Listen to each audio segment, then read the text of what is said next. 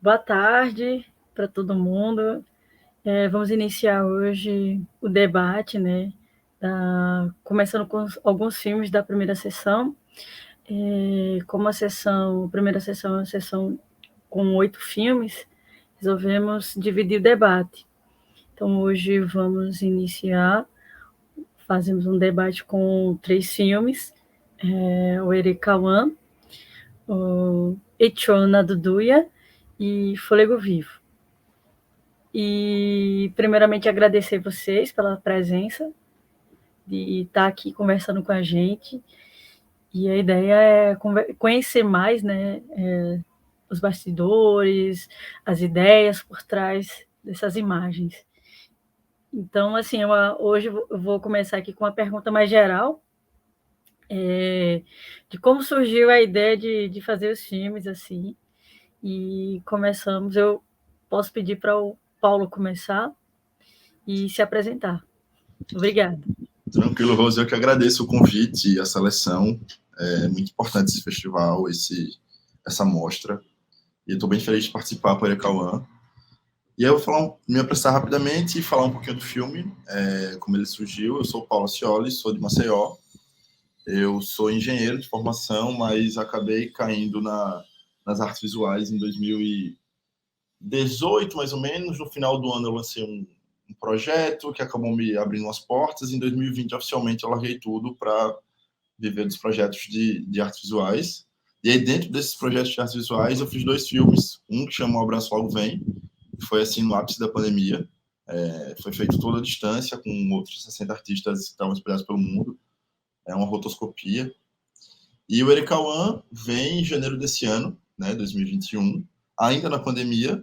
Ele é fruto de uma residência artística que eu fiz lá no Morro da Providência, no Rio de Janeiro.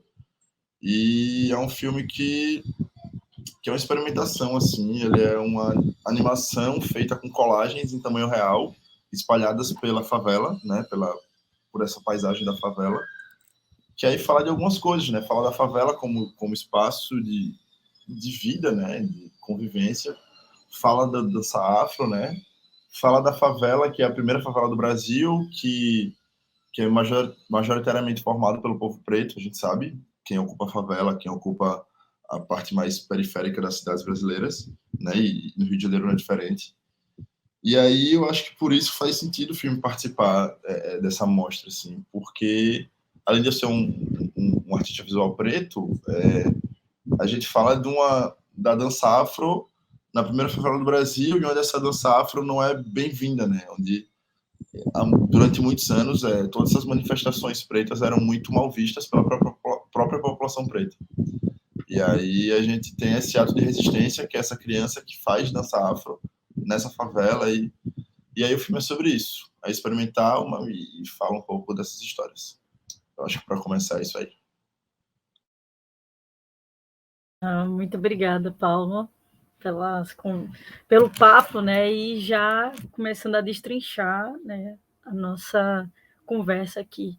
E aí eu passo a bola para os meninos, né, do Echana Duduya, e se apresentem e falem um pouco sobre a ideia do filme. Assim.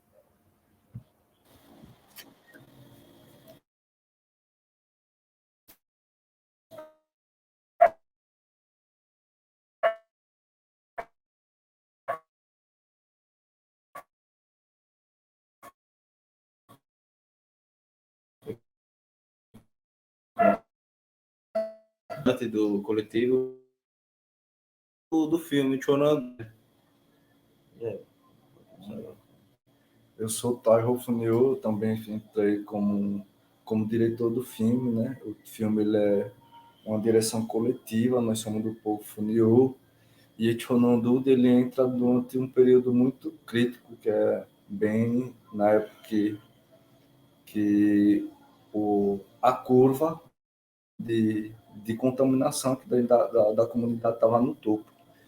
E aí, na época, né, a gente tinha gravado, o Chonondu ele nasceu como consequência de nossos registros do coletivo, né? A gente estava se programando para ir participar do ATL, nós tínhamos feito um vaquinha online, e logo em seguida parou tudo, chegou a pandemia, e a gente tinha pegado um dinheiro. Aí se reunimos e decidimos que aquele dinheiro que seria destinado para a viagem seria transformado em cesta básica, já que as orientações que eram dadas na época era que as pessoas ficassem dentro de suas casas e pedir, né, nós fizemos uma campanha nas redes sociais, fazendo essa campanha, reforçando que era necessário as pessoas terem dentro de suas casas. Só que aí não fazia sentido a gente pedir que as pessoas ficassem em isolamento social e não tivesse condição para se autossustentar, né? E aí pegamos esse recurso, que foi pouco, e fizemos as primeiras compras, fizemos distribuição de cesta básica, distribuição de máscara. E aí, durante esse processo, né, nós fizemos um registro dessa ação, e depois disso, a gente guardou esse material porque tinha gerado alguma coisa boa, né? E aí, quando tá com 1 ano agora, esse mês se completou 1 ano, que abriu o edital, né, a chamada para a Lei Aldir Blanc, que a gente submeteu como proposta de curta-metragem. E aí passou, e aí está nessa fase de circuito, né, mostra e festivais. Muito obrigada aí por escrever esses filmes. E a gente vai destrinchando. E, Vitor, pode falar um pouco sobre Fôlego Vivo, né? Sobre você? Boa tarde a todos, né? A todos que estão aí presentes. Então, sou Vitor Cariri, né? Da aldeia dos índios Cariri, distrito Poçudã, Talmari, localizado em Crato, né? Ceará. Aqui na minha aldeia, né? Na minha comunidade, a gente tem uma existência desde troncos velhos, né? Nossos antigos, nossos avós e familiares do troncos antigos, né? E a gente, durante a pandemia, estávamos passando por muitas dificuldades dentro da comunidade, né? Revendo a nossa natureza, o nosso solo, né? Onde nós trazia o nosso ar puro, nossa sobrevivência, né? Onde meus pais, meus tios, meus familiares todos da aldeia plantavam, né? Para colher para o pão de cada dia, né? E sobre o ataque que a gente teve do CAC, né, do Cinturão das Águas do Rio São Francisco, né, que veio devastando nosso território, né, toda alguma parte do território, e daí a gente estava querendo fazer um documentário sobre essa devastação que está tendo na nossa aldeia, né, e daí do nada a gente estava terminando de concluir um primeiro documentário que a gente fez sobre os saberes e sabores que reexiste, né, os índios Cariri. E do nada a gente encontrou uma pessoa brilhante, né, que é a Juma Marruá, né, que ajudou a gente nessa campanha, né, junto com os demais. E daí a gente conseguiu concluir esse vídeo, né? Fizemos, né, esse vídeo mostrando um pouco sobre a violência que a gente estava sofrendo, né, dentro da nossa comunidade, e sobre a devastação do Rio São Francisco, né, sobre a dematação da nossa natureza, né, e daí, como tem quem já viu o filme, né, tem algumas partes que a gente relata sobre algumas acusações, algumas demandas que teve dentro da aldeia, né, como teve muitas pessoas que ficou doente psicologicamente, né, da mente por conta dessa devastação que teve dentro da nossa aldeia, né? Teve pessoas que perderam casas, que ficou muito debilitado, né? Com a mente meio perturbada por conta dessa devastação que teve, né? E demais, contando com as perdas que a gente teve dentro da comunidade, né? Dentro da nossa aldeia, das terras onde a gente tirava o nosso sobrevivência, né? Sobre os arrendimentos das terras foi tomada boa parte, né?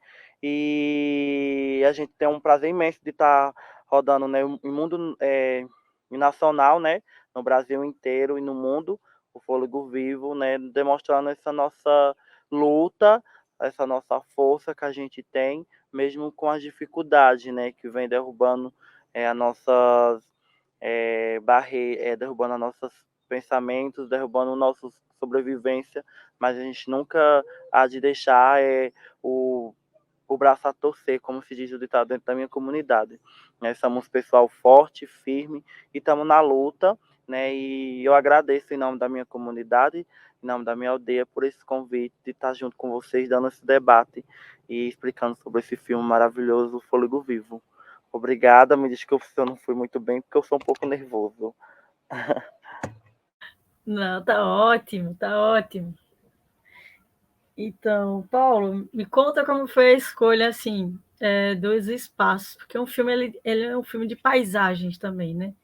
Como foi a escolha desses locais e explicar um pouquinho da técnica que você utilizou, assim. Beleza. A escolha dos espaços, ela foi bem fazer o que dava, assim, porque a gente tinha mais ou menos 180 fotos para colar em tamanho real, então o Cauã tem seus 12 anos, as fotos tinham 1,30 m de altura, e aí você imagina como é colar 180 fotos de 1,30 m de altura por, sei lá, 90 centímetros de largura. E aí a gente foi ocupando todos os espaços que permitiam, assim, todas as casas abandonadas da favela a gente colou, todos os espaços públicos, assim, que já tinham intervenções urbanas a gente colou, e a gente foi pedindo permissão na casa das pessoas. O Morro da Providência não é tão grande, e aí a gente também pegou mais a parte do topo do morro, e a gente saiu colando, a gente até teve que repetir alguns espaços, porque não daria para ter, sei lá, uma fachada para cada colagem, era impossível. Então a gente meio que repetiu até algumas casas em ângulos diferentes, colou em teto, em chão, para poder conseguir. Mas a ideia era essa, era poder mostrar um pouco da favela que a gente não vê, né? A gente tem muito essa coisa higienizada da favela na TV e no cinema, de que o cara filma ali onde é permitido e não pode acessar as pessoas e os lugares. E lá não, eu morei na favela 3 semanas, depois de ter morado um pouco menos tempo antes, e eu tinha autorização para estar ali, eu convivi com a comunidade, a gente fez o projeto com a comunidade, então assim, eles deram uma abertura que normalmente a gente não, quem faz cinema geralmente não tem, né, quando você não é de dentro. E aí foi muito massa por isso, porque a gente podia acessar becos e lugares que normalmente não são mostrados. Não teve maquiagem, assim, é tudo a favela aquilo ali, o Morro da Providência aquilo ali. E a técnica, ela eu gosto de falar que eu não sei fazer cinema porque eu nunca estudei cinema, assim. Eu sou da fotografia, da engenharia, e aí eu queria fazer alguma coisa que se movimentasse, e a forma que eu encontrei de fazer isso foi através do stop motion, não sei se posso chamar de stop motion, que foi essa coisa de filmar a dança, dividir essa dança em frames, imprimir esses frames e colar esses frames, né, nas paredes. E eu sabia que se eu juntasse aí tudinho ia dar um movimento. E aí foi a forma que eu encontrei, assim, de fazer. E foi um processo muito doido, assim, a gente fez a coreografia, filmou a dança, cortou, né, os frames, imprimiu um tamanho real, cortou todos os frames, colou, fotografou e fez a trilha depois. A trilha sonora desse filme, ela vem depois do filme pronto. E aí é isso, assim, é uma forma que eu não aconselho ninguém a fazer cinema, mas ao mesmo tempo eu aconselho todo mundo a fazer cinema, porque foi a forma que eu encontrei. Então, assim, eu acho muito massa essas possibilidades que a gente tem com celular, câmera, não importa como, de fazer algo ali, de contar alguma história. E aí tem quem chama de filme, tem quem chama de experimento, tem quem chama de animação. Eu gosto, e é isso. Mas é uma técnica não muito cinematográfica de fazer cinema. Então, os meninos, né? Como é que foi esse processo de vocês já tinham material desse registro, né, do dia a dia, né? E aí, como é que vocês pensaram assim em escolher os personagens? Como foi essa escolha, assim? Já eram da convivência de vocês ou vocês tiveram que ter uma certa mobilidade para encontrar? Como é que foi isso, assim? A escolha das pessoas que deram depoimento. Bem, com a chegada do vírus, né, Covid-19, aí as primeiras pessoas que nós tem em área de perigo é os nossos mais velhos, né, os nossos anciãos da nossa aldeia. Aí acabou existindo uma preocupação enorme em cima deles. Aí foi o primeiro dos personagens que a gente tentou buscar, para a gente colocar dentro do Ichonanduda.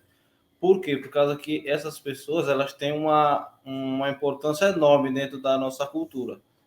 Por causa que eles são os detentores do conhecimento e eles quem repassam para os mais jovens esse conhecimento. E isso é uma coisa que a gente deve zelar muito e que a gente não pode perder para a gente sempre estar com a nossa cultura viva.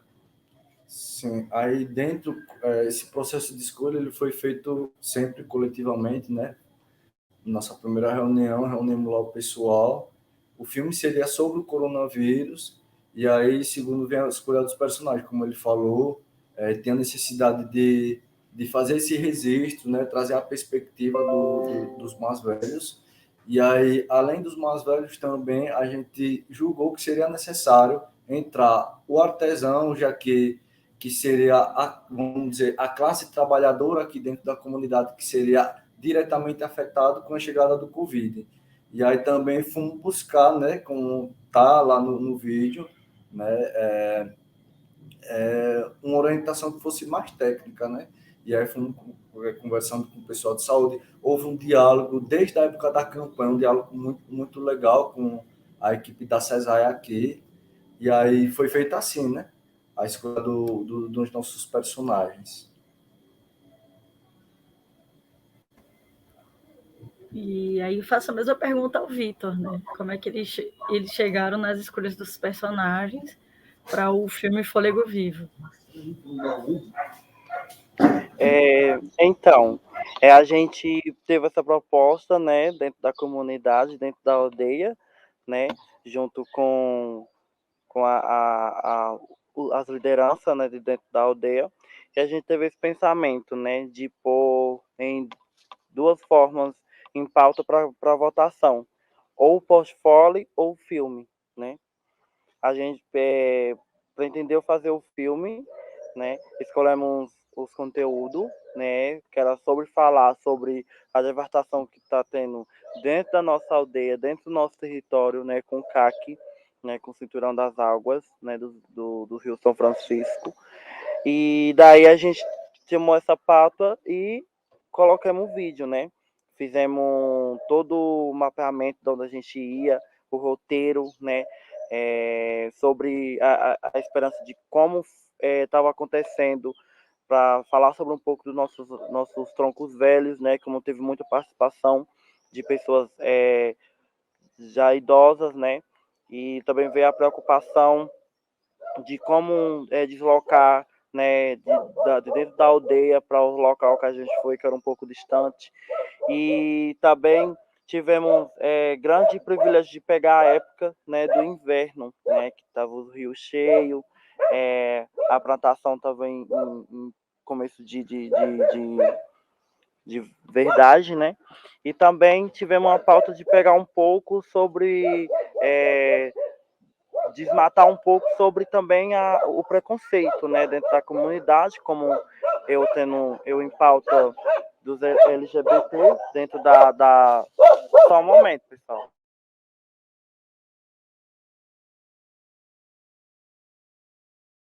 Quando o cachorro não quer que o Vitor dê entrevista.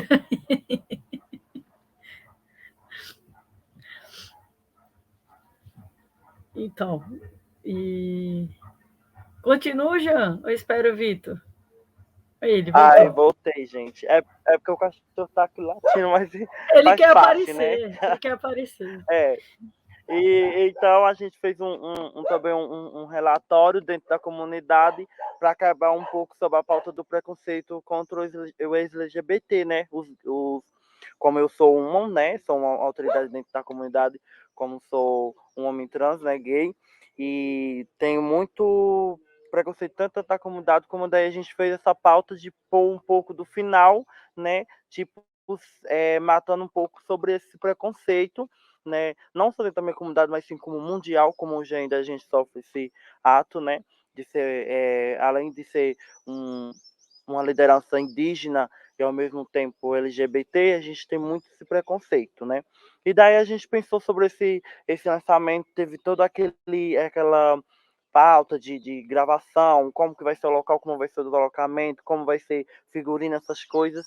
E eu sei que a gente teve uma força muito grande, né? Primeiramente, de dentro da comunidade, como eu já falei, a primeira da pessoa que teve essa oportunidade de dar esse sonho a gente dentro da comunidade para formar esse vídeo, porque a gente não tinha nenhuma verba atualmente, né, dentro da comunidade, e do nada a Gilma apareceu como uma estrela cadente, né, que é dentro do nosso território, e aí a gente conseguiu fazer, e hoje em dia a gente está muito feliz por ter tanta visibilidade no mundo, né, mundialmente, né, nacionalmente, e a gente fica muito feliz, né, em ter essa pauta tão grande. E sobre a ideia de filmar, da filmagem do fôlego vivo, de criar esse fôlego vivo, né, e de demonstrar onde a gente foi demarcado, onde a gente foi destruído pautalmente algum local que era de dentro da aldeia da gente, que era dentro da família, o fôlego vivo foi constatado sobre essa retomada do nosso próprio fôlego, né? Que eles estão fazendo do nosso próprio ar, né? Que a gente tem, foi a ideia que a gente teve do nome e quanto tanto da ideia da filmagem. É isso. Então, Vitor, continuando, né? Vocês têm a parte documental e tem uma parte bem do hibridismo, né? Que vocês experimentam aquele final do filme, né? Que vocês também tem essa ideia da performance, né? Que vocês estão puxando o ar. Como é que foi isso, assim, a ideia de colocar? Então, como foi o uso performance do final do filme, né? A gente teve essa pauta de realizar um grande sonho meu, né? Que o personagem do final sou eu, de erguer a bandeira, né? Dentro da minha comunidade, no centro da minha comunidade e ter essa força de pôr sobre os meus familiares que tinham aquele certo preconceito contra mim, né? E contra o meu jeito, deles ver que eu era tipo uma borboleta saindo de um casulo, super feliz, né? Por ser o que eu sou, o que eu me sinto, né, dentro da comunidade, como um braço forte, um líder que é avante, né, junto com a luta do meu povo, né, e as pinturas a gente teve aquela formação de me tirar do escuro, né, que eu estava na escuridão, tipo, falando sobre o preconceito, né, e me libertando à luz, né, sobre a luz do neon.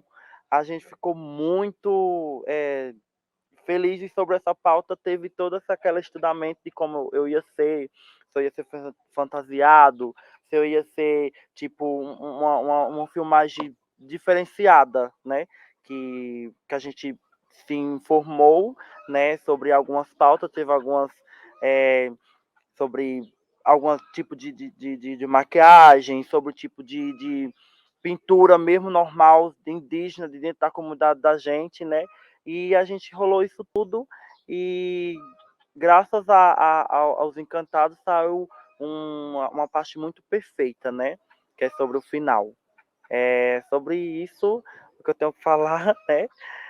E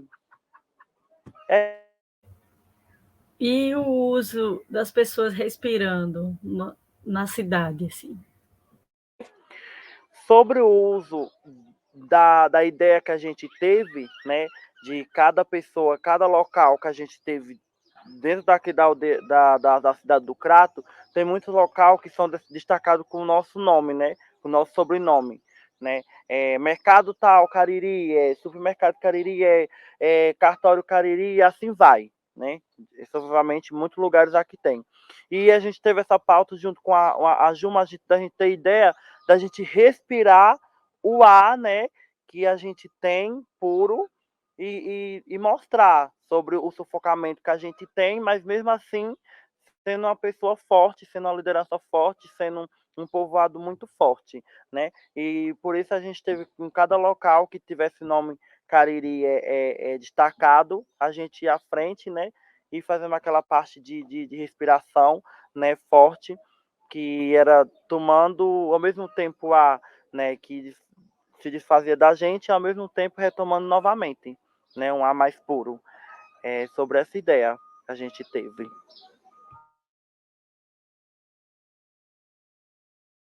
Muito massa, muito massa. Então, Paulo, como é que você achou o seu Erê Cauã? Me fala como é que foi isso. Falo sim.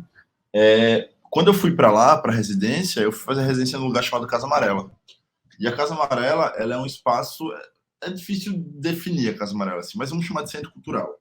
É um lugar muito incrível, no topo da comunidade, assim, lá na parte mais alta da comunidade. E eles desenvolvem diversas atividades culturais, sociais, educativas, e eles têm aula de inglês, aula de francês, aula de dança afro, aula de pintura, de fotografia, tem isso tudo. E aí, o filme, ele nasce depois de uma conversa com o professor de dança afro, quando ele me fala que, bicho, até 3 anos atrás, fazer dança afro aqui era um problema, assim, a galera olhava troncho, tinha discussão, sabe, não aceitava. E aí, o Cauã, né, o do Erê Cauã, ele realmente se chama Cauã, ele é um dos alunos meninos do curso de dança afro. E o curioso é que, por conta da pandemia, só ele pôde participar. Seriam 3 crianças que dançariam, mas a pandemia, nessa época que eu cheguei lá, assim, foi um pico no Rio e afetou a favela. Porque a favela vivia meio que uma realidade paralela, assim. Enquanto o Covid não chegasse na favela, eles continuariam vivendo normal. Quando o Covid chegasse na favela, eles travavam. Foi isso que aconteceu diversas vezes. E aí tinha acabado de chegar o Covid de novo na favela. E a gente teve que meio que se readaptar, assim. Ia ser um filme de oficina, uma oficina meio diferente, assim, mas ia ser um filme de oficina e acabou sendo um filme meu com a ajuda de quem podia ajudar, de quem estava disponível, de quem, sabe, não tinha comorbidade. E aí a gente foi adaptando. Mas o Cauã, ele é um dos alunos da dança afro, assim. E o menino super dedicado, tá lá há alguns anos já fazendo, desde que era muito problemático fazer. E ele é um menino muito novo, né? E aí, além de tudo, você ainda tem um menino na dança, que é outro tema que pode ser debatido, assim, bastante. A presença do homem na dança, seja ela dança afro, no balé, não importa, assim. O homem nunca pode, né? Tá lá. E ele tá, então, assim, ele é um conjunto de debates interessantes, assim. Do menino preto que dança, menino preto que dança afro, menino preto que faz a dança afro na favela, e aí você vai construindo, sabe, você vai descascando essa cebola, todas essas camadas, assim. Mas o Cauã era um aluno desse curso de dança afro. E a escolha da coreografia, né? Como é que foi assim? Você já tinha visto ou teve uma conversa? Como é que foi esse processo? Então, a coreografia, ela foi feita pelo Hernani, né, que é o professor e bailarino e coreógrafo da Casa Amarela. E a ideia, ele falou que eles estavam num mês de estudo de alguns personagens, digamos assim, que eles chamam de personagens lá para ser mais digerível pela população. E aí eles utilizaram alguns elementos de Xangô, Oxum, não vou lembrar agora exatamente quais foram. Ele usou elementos, tipo, a saia de palha era um elemento, o espelho era um elemento, tinha um adorno na cabeça que era outro elemento. E aí eles tinham estudado com os alunos um pouco dessas histórias, e eles queriam usar esses elementos que eles tinham usado na sala de aula, né? E aí eu disse, para mim tá perfeito. E funcionou muito, porque a gente conseguiu fazer uma... Tem uma coisa que não dá para perceber, assim, geralmente se eu não falar, a pessoa não percebe, mas ele tá vestindo 3 roupas diferentes. A roupa vai variando também durante a dança. E aí ele vai da roupa dele, de menino ali, de menino ponto, e até a entrada desses adornos que são inspirados e são homenagens a essas entidades, né, da religião matriz africana. E aí existe a dança dele, do movimento dele, existe a dança da cidade, que vai mudando a cada frame, e existe a dança do figurino, que também vai mudando a cada conjunto de frames. Assim. Então, são 3 danças muito loucas acontecendo ao mesmo tempo. E aí tem esse detalhezinho aí que nem todo mundo vê. Então, e vocês, o Taihu, né, e o Fernando, como ficou esse sentido de aldeia com o afastamento, né, social com a Covid? Como vocês lidaram com isso, assim?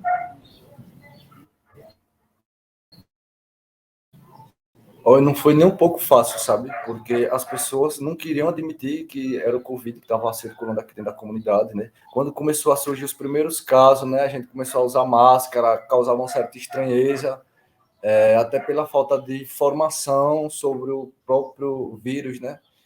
E as pessoas não admitiam logo no começo, né? E aí não era fácil você dizer bem assim, olha, você não pode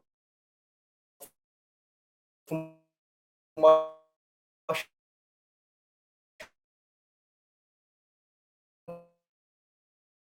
Duca, que é um cachimbo que a gente fuma, né?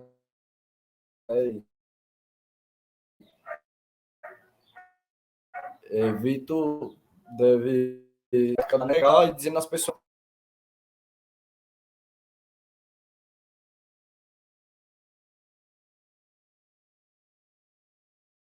não queriam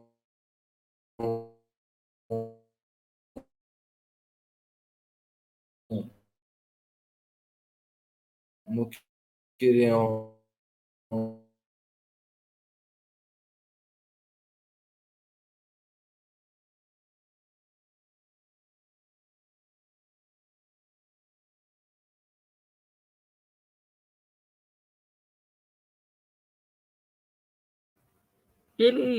Eles caíram para vocês ou só para mim?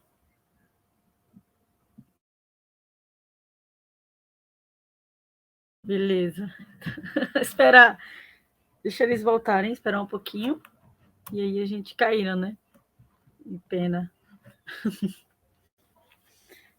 Então, Vitor, você pode falar um pouco sobre essa obra, assim, né? Porque ela está presente, né? Naquelas ideias da tubulação, do espaço. Que obra é essa? Quando foi que aconteceu essa obra e esse impacto, né? Que a gente sente isso na fala de vocês. Mas eu queria que você explicasse, né? De maneira assim mais direta, né? Então, a obra, ela veio chegar aqui no nosso território em 2014, né? Do nada, chegou os caras, né, aqui, falando que ia demarcar o nosso território de algumas partes de algumas pessoas daqui dentro da comunidade, como tanto fora, né?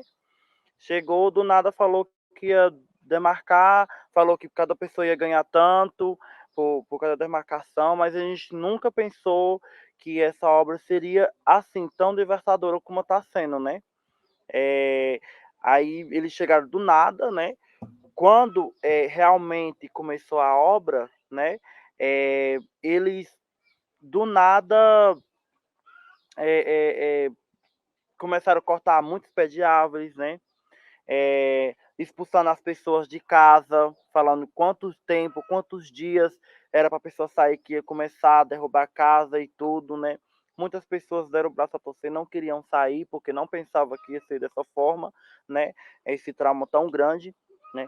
Como a dona Ana, né? A dona Ana Avelino conta no roteiro do filme, né? Como ela teve aquela supressão da perda de uma árvore que era muito encantada para ela, que ela cresceu embaixo dessa árvore, tudo que ela fazia era debaixo dessa árvore, né? E ela teve uma supressão muito grande de ter perdido esse tronco, né? E essa árvore tão assim esperada para ela, né? Teve muitas pessoas, realmente, ela mesma, a dona Ana, teve sofrimento psicólogo, né, sobre essa perda, tanto da residência dela como as perdas dos demais, né, daqui da comunidade e da aldeia, né. Teve muita gente que perderam casas, teve muita gente que perderam pedaço de terra de plantio, né, e hoje a gente vive nessa turbação de muita poeira, que aqui na nossa aldeia tem, por conta de abertura de estrada, eles teve vez que agoa, teve vez que não agoa, a gente já entrou em acordo, mas mesmo assim eles se desfaz, né? E sobre demais as demandas da tomada das terras, né? Que hoje a gente não tem como plantar, né? Mesmo dentro da aldeia para fazer o colhimento todo ano que a gente fazia, que era aquela, até festa tinha, né, de coletamento de legumes que aqui tem, né? Aqui é a área que tem mais plantação de amendoim, né? Uma área que dá mais amendoim aqui, que é uma safra muito grande, né? E também sobre alimentação, né? Feijão, milho, arroz, plantação de tudo. Hoje em dia a gente não tem mais esse prazer de plantar por conta que os pedaços de terra que era arrendado, que era bom para dar esse mantimento a gente, não tem mais por conta que o rio tomou de conta, né? Eu acho que é um benefício que vai vir, mas que a gente não vai ter probabilidade de desfrutar um pouco desse rio, né? Porque é uma coisa muito devastada que vai ter segurança, acho que a gente não vai poder desfrutar um pouco, né? E o que a gente sonha é um dia eles deixar, né, deixar o espaço que tem aqui sobre perto do canteiro, perto da aldeia, que a gente sonha no dia de hoje, né? Então, um sonho grande deles um dia deixar lá e a gente poder montar uma escola indígena, né? É o que a gente pensa, né? E a gente está nessa luta para isso, né? Porque é dentro do nosso território, né? É dentro do nosso pedacinho de chão que a gente tem aqui, né? E sobre a devastação dessa construção está sendo muito rúdica, né? Para todos de dentro da aldeia.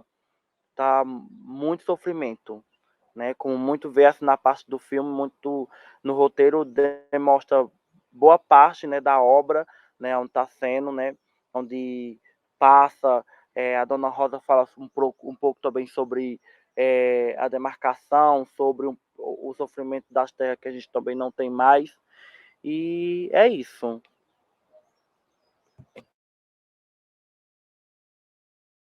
Então, Taihu e Fernando, esse sentido, né, de aldeia foi interrompido, né, com o processo da Covid. Como é que foi passar por esses momentos que a gente ainda está passando, né? Mas com a vacinação a gente tem outra perspectiva de vida. Exato. No começo não foi fácil, sabe? A gente chegar para as pessoas e dizer bem assim, ó, você pode ser infectado pelo coronavírus. E as pessoas eram incrédulas, né? No começo, quando começou a surgir os primeiros casos aqui que estava espalhado, né? Que era o coronavírus e ainda as pessoas não estavam admitindo que era o coronavírus, né? Estavam se dizendo que isso era só uma virose, sabe? E aí os sintomas aparecendo, quem tinha problema de respiração, as pessoas que eram do grupo de risco apresentavam aquele sintoma que estavam assustando as pessoas, sabe? E as pessoas não queriam admitir, até que quando surgiu o primeiro caso aqui da comunidade, né, chegou a óbito, né, as pessoas estavam já doentes, a comunidade já estava em massa adoecendo, e quando chegou o primeiro caso de óbito, foi que as pessoas vieram acordar que realmente o coronavírus estava dentro da comunidade, sabe? E aí sim, começou a fazer uso de máscara, as pessoas estavam começando a fazer o uso do álcool em gel, mas não era uma coisa comum ao que a gente via acontecendo dentro da comunidade, até pelo próprio modelo de convivência que se tem dentro da comunidade, né? Eu posso citar como exemplo a dimensão sobre o conceito familiar que se tem, por exemplo, né?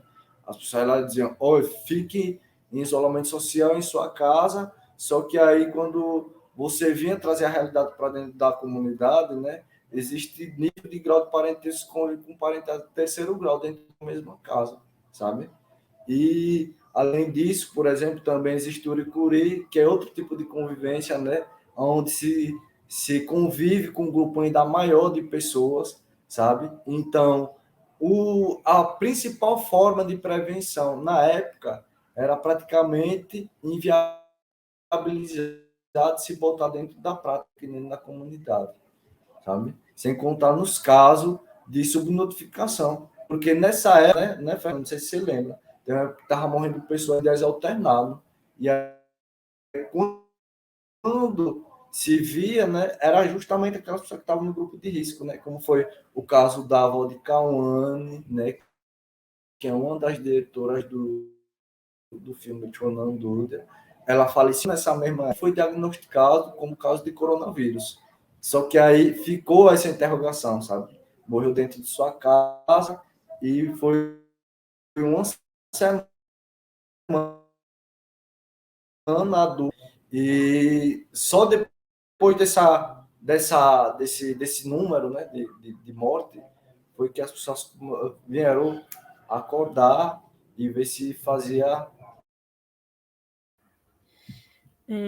Então, vamos nos encaminhar para o final do debate. Queria agradecer a presença de todo mundo e queria que Paulo falasse um pouco sobre a ideia da música, da escolha da trilha e essa ideia de fazer filmes em comunidade, se sentir na comunidade, essa ideia do coletivo. E agradecer mesmo você, o seu filme, e ficamos muito felizes pela inscrição dele, o nosso representante de Alagoas, aqui na nossa mostra que é nacional. Então, trilha. Foi construída à distância, assim, eu tenho o meu músico do coração, que é o Igor Peixoto, aqui de Maceió. Ele toca com Vado, ele toca com uma galera, Giramundo e tal, e assim, a gente é muito amigo há muito tempo e eu confio muito na percepção dele das coisas. Só que aí a gente tem um método de trabalho meio esquisito, né? Ele faz a trilha do filme pronto. Eu entrego o filme para ele pronto, eu faço, vai. E além disso, eu também mando algumas referências, assim, eu mando um som de um ensaio, o som do batuque que a gente usou para fazer a dança, mando algumas referências que o professor me manda, né, que o coreógrafo manda algumas referências que eu gosto, e eu jogo essa bomba de informação para ele, e a gente vai construindo junto, mas assim, um junto onde ele tem muita autonomia, porque eu não entendo de música, não entendo. E aí a gente vai construindo isso junto, eu meio que só dando opinião, ó, funciona, não funciona, é assim, não é assim, é nesse ritmo, e é doido, assim, eu não gostava muito do filme Ericauã até ele tá com a trilha sonora.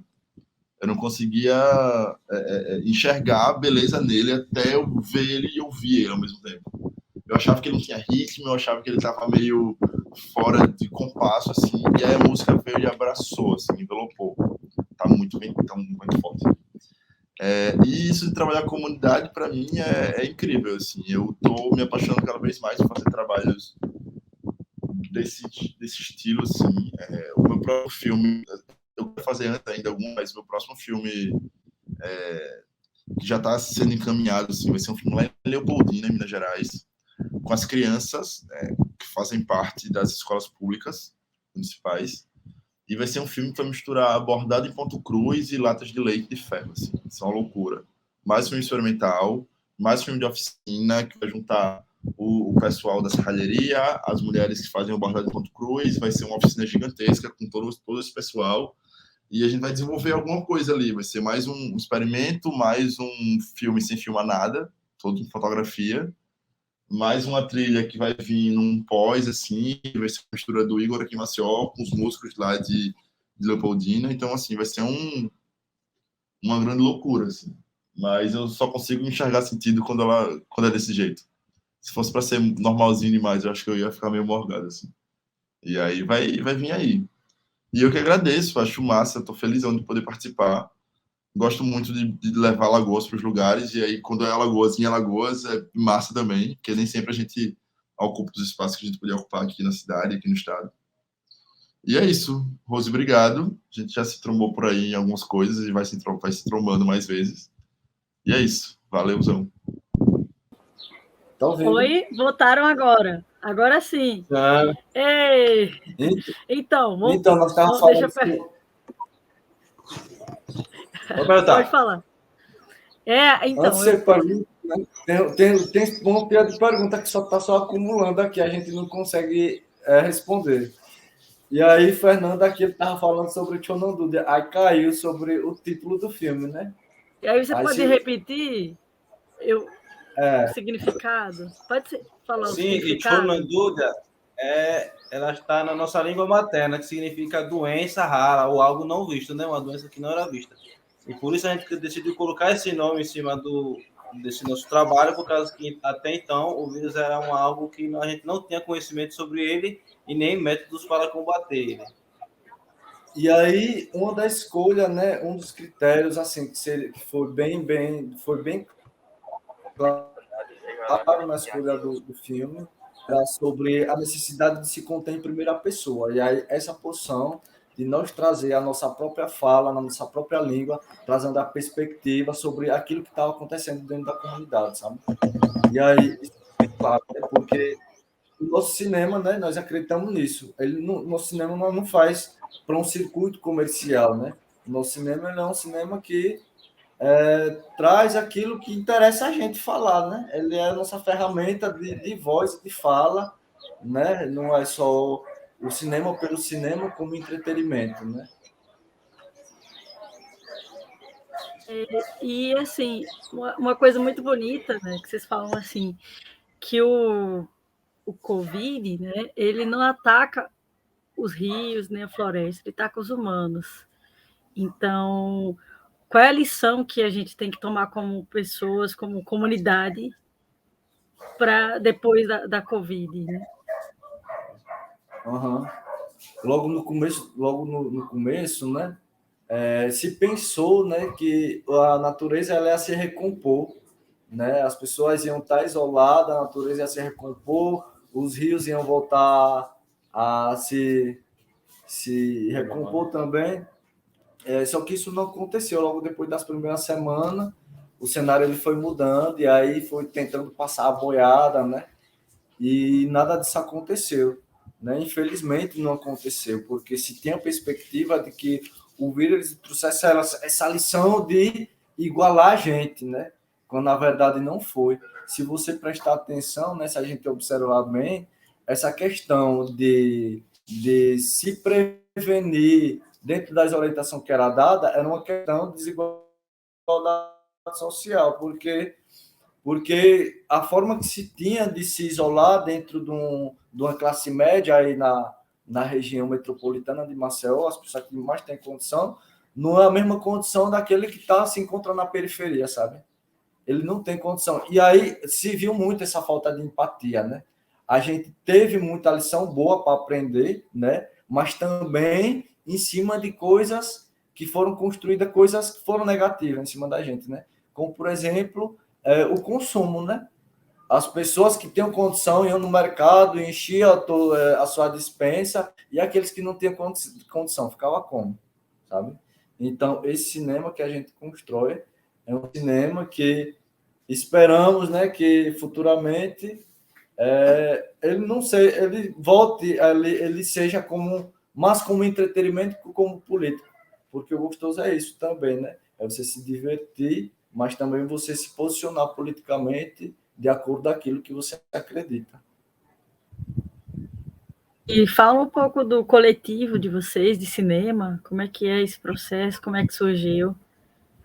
Bem, o coletivo Turcer Audiovisual, Turcer está no nosso idioma, significa corte. Turcer, corte audiovisual. Então, nossos trabalhos começou a partir de 2019, lá pelo mês de março, por aí. Tudo começou com meu primo Taiho. Ele sempre foi uma pessoa que sempre gostou de conceitos e culturas indígenas, direito indígena, e também sempre manjou muito sobre a tecnologia, né? Aí, certo dia, ele chegou junto com nós, nós outros integrantes do coletivo, chegou e jogou essa ideia para cima de nós. E aí, vamos repassar, vamos transparecer nossa cultura através das redes sociais, mostrar nossas ideias. Aí o pessoal gostou e acabamos fazendo esse coletivo e estamos aí trabalhando desde 2019. Na verdade, eu já iniciei há mais tempo, né? Eu comecei em 2013 com outro coletivo, que é chamado Coletivo Funil de Cinema, que é um núcleo também de produção audiovisual que foi instalado aqui na época. Na época foi um projeto que foi incentivado pelo Vídeo nas Aldeias. E aí, depois disso, eu tive que me desvincular do coletivo. Fiquei fora por um período, só que aí... vamos dizer que eu criei uma certa referência aqui na comunidade, quanto fotógrafo, quanto filmador, e aí sempre vinham, né, me puxando para essa área. Eu, não, vamos construir algo novo, intencionalmente, logo no começo, era tentar trazer assim, uma pegada mais blogueira, sabe? Mais para a internet, porque no começo a gente estava produzindo muito e fazendo só em mostra de cinema. E o nosso público sempre vinha perguntar: cadê o filme que vocês gravaram? Tá em circuito. Só que aí ficava muito restrito para um público, né? Esses principalmente que são consumidores do cinema alternativo.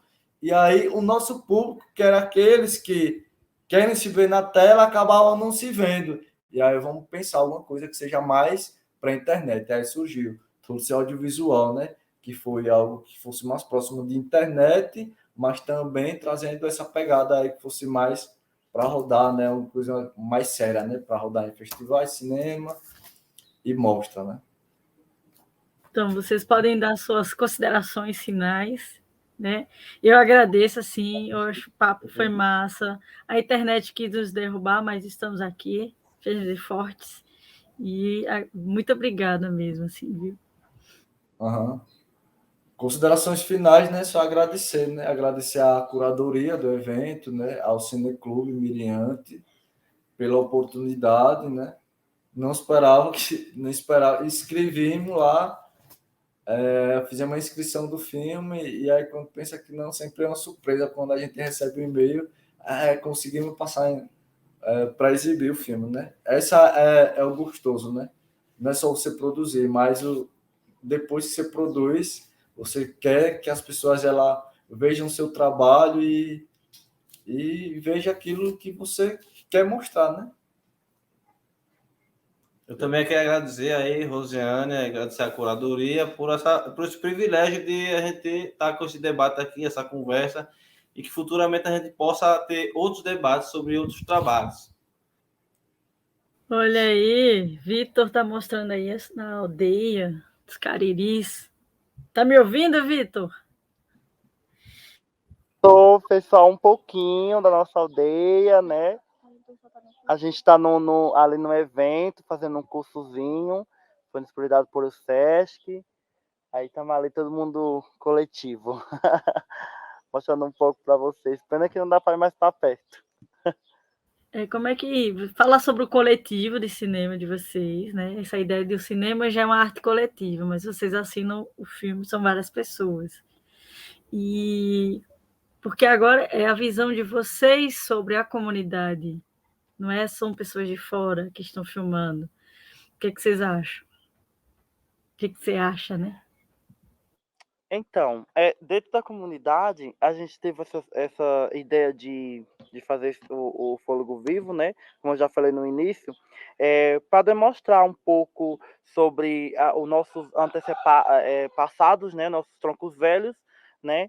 E trazer um pouco para dentro da comunidade, falar um pouco para os mais jovens, a juventude que está se pondo agora, né? Para ver como era a luta, né? Dos nossos familiares, dos nossos troncos velhos, né? Dos nossos avós, bisavós, porque tem muitos dentro da comunidade que não tem esse prazer de se sentar como antigamente, nos anos de 2002, 2003, tinha sempre aquela roda coletiva, né, no terreiro da nossa pajé, né, a Rosa Cariri, tinha aquele coletivo de terreiro, assim, fazer aquela fogueira. Nesse tempo não existia energia, né, aqui na nossa aldeia, e se juntava aquele povoado, fim de tarde, todas fazendo a sua janta, a Dona Rosa fazendo seu banho de xerém para a noite ficar aquele coletivo de troca de sabores, né, fazendo o seu café. Chegava em casa e falava: fulano, hoje vai ter aquele nosso encontro, vamos conversar um pouco, falar sobre um pouco de ideias, de ideias do tempo passado, sobre conversas trancosas, né, história trancosa. E eu sempre tinha esse prazer de vir acompanhar meu pai e minha mãe, para mim sentar junto com eles e escutar, né? Eu sempre tive esse incenso poderoso de escutar um pouco sobre o meu povo, do meu passado, né? Os meus antigos, meus troncos velhos, né? E daí tem muitos jovens aqui que não tem esse poder de ter essa visibilidade bem como eu tinha de primeiro, né?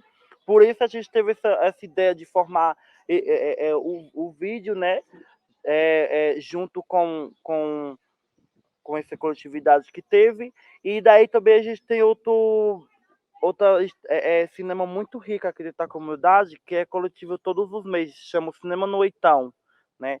É um cinema que a gente criou sobre a juventude dentro da aldeia, criou esse festival de mês, todo mês, né? Toda uma sexta-feira do mês tem esse encontro coletivo, né? Durante a pandemia a gente fazia virtualmente, mas graças a Deus agora todo mundo está vacinado, porque no todo dentro da aldeia é uma população que quanto tanto é dentro da aldeia como fora da aldeia, né, familiares.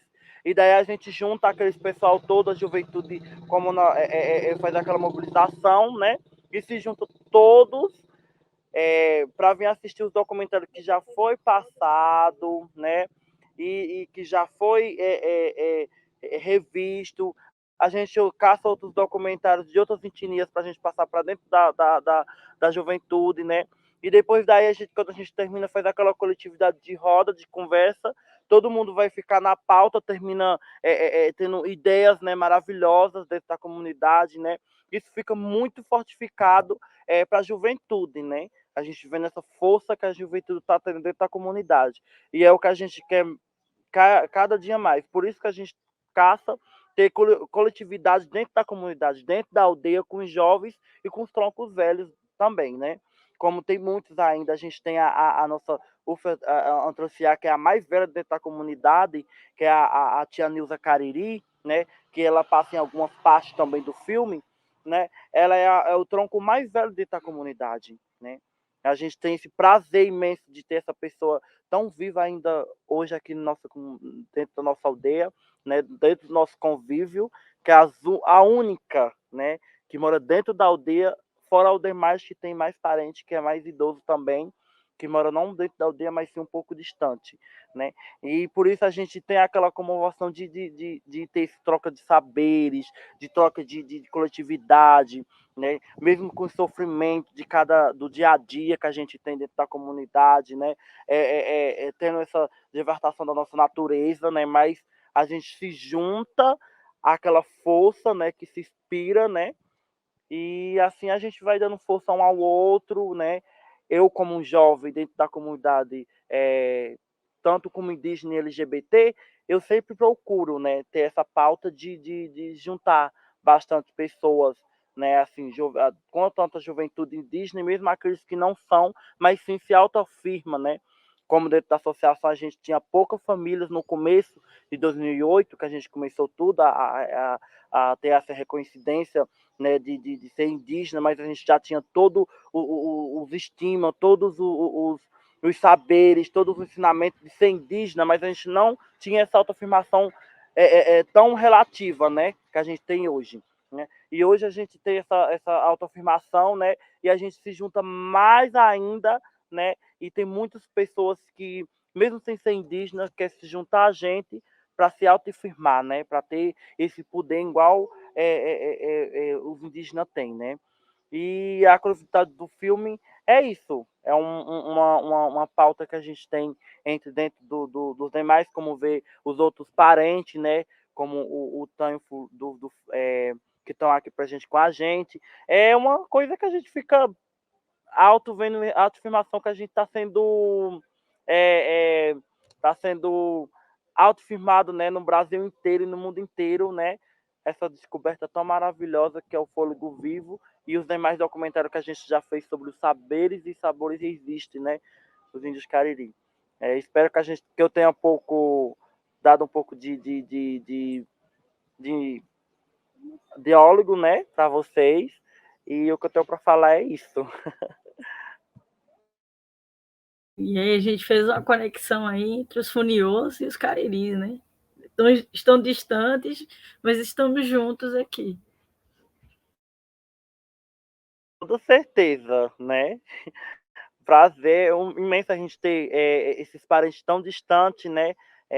Que a gente fica mais forte na luta, né? Contra esse governo tão familiar que está tomando nossas atitudes, tomando nossa sobrevivência, né? E é isso que a gente tem de lutar para ver se a gente consegue voltar a botar uma pessoa que seja uma pessoa firme e que reconheça a nossa história, reconheça a nossa existência, reconheça a nossa luta e a nossa força e o nosso sangue derramado dentro da nossa natureza, dentro do nosso povo, né? Eu acho que o Brasil sem indígena ele não existia, né? O Brasil hoje, a nação toda é indígena, colorida, né? Com a nossa bandeira, tanto como a força da natureza, né?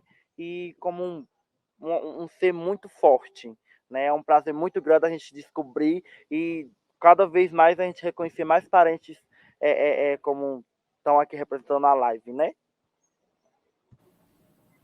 Pois é, então, né? Eu falo, já que ele falou, né? Eu queria parabenizar o filme, eu já assisti Fôlego Vivo em outros festivais, né? Quero assistir também Cidade de Paulo, não sei pronunciar, Eric Cauã, né? Vamos esperar para a gente ter essa troca, né? Isso aí. Vitor vai dar as suas considerações finais? Então, né, foi um prazer imenso, né, estar com vocês nessa roda, né, de experiência, né, de trocas de experiência, né, sobre os nossos cinemas, sobre o Fôlego Vivo e os demais, né. Agradeço, tá, de coração pelo convite, né, em nome da minha aldeia, né, do meu povo, dos índios Cariri de Sítio Poço Dantão Mari, né, localizado em Crato. Então, nesse final, eu gostaria de pedir a licença, né, a vocês para fazer uma oração, né, assim invocando os encantados, pedindo a eles que derramam chuvas de bênçãos, né, sobre todos nós estamos aqui presentes, fizemos presente nessa live e assim incluindo o Brasil inteiro, né, o mundo inteiro, todas as famílias, né. Pedindo assim ao nosso Pai Tupã, né, o nosso Pai Maior, nosso Pai Oxalá, o nosso Senhor Jesus Cristo, que Ele possa nos abençoar, dar muita paz, muita saúde, muita força no nosso caminhar, né, no nosso dia a dia, tá? E assim eu quero pedir licença também para me cantar um toré, né, alteria da nossa etnia, né, daqui dos Índios Cariri, né, vou cantar um pedacinho, tá bom? Está tudo verde, arroz cacheando, a lagoa cheia e o sapo cantando. Na macaubeira, craúna cantando, tão alegremente, porque está tudo verdinho. Cai chuva lá do céu, cai chuva no meu chapéu, cai chuva lá do céu, cai chuva no meu chapéu. Está tudo verde, arroz cacheando, a lagoa cheia e os sapos cantando. Na macaubeira, craúna cantando, tão alegremente, porque estão tudo verdinho. Cai chuva lá do céu, cai chuva no meu chapéu, cai chuva lá do céu, cai chuva no meu chapéu. Assim como o final do refrão, né?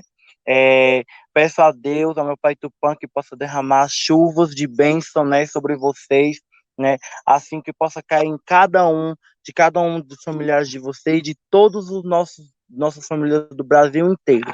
Quero agradecer de coração, né? Saudar os nossos orixá maior, nosso Pai Tupã, o nosso Pai da natureza, né? E toda a nação. Obrigada a todos os parentes, obrigado a todos vocês, obrigado, Rosiane, o Joedson, todos, e uma bênção de chuva, né, para vocês, e que nosso Pai Tupã abençoe todos vocês, e gratidão. Caimanzi. Então, assim, eu queria agradecer mais uma vez ao papo de vocês. Vamos encerrando, né, hoje.